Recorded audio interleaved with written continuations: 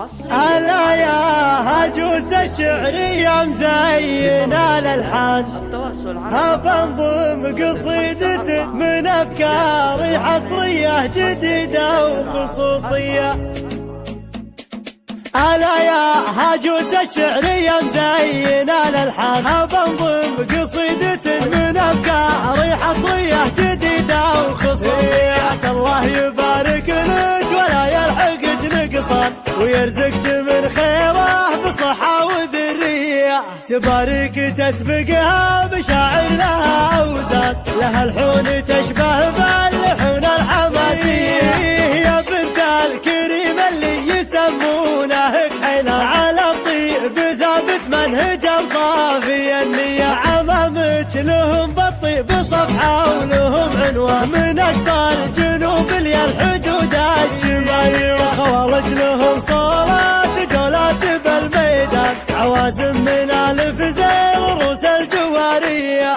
خواتك ليا من شاح وجه الزمان وشان، لهم وقفة بالطيب ما هي بعادية. وانا شاعر اللي يعرف الزود والنقصان، قصيدي اليوم منه حضر ما هو بشوية. وختام القصيدة هات واللول والمرجان، بنظم قصيدة من أفكاري حصرية جديدة وخصوصية. الله يبارك لك ولا يلحقك نقصان، ويرزقك من خيره بصحة وذرية. تبارك تسبقها بشاعر لها أوزان، لها الحون تشبه باللحون الحماسية.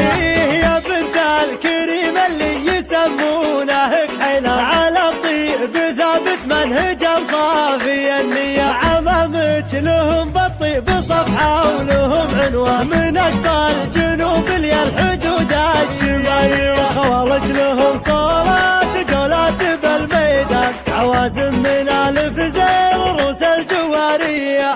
خواتك ليا من شاح وجه الزمان وشان، لهم وقفة بالطيب ما هي بعادية. وانا شاعر اللي يعرف الزود والنقصان، قصيدي اليوم منه حضر ما هو بشوية. وختام القصيدة هات واللول والمرجان،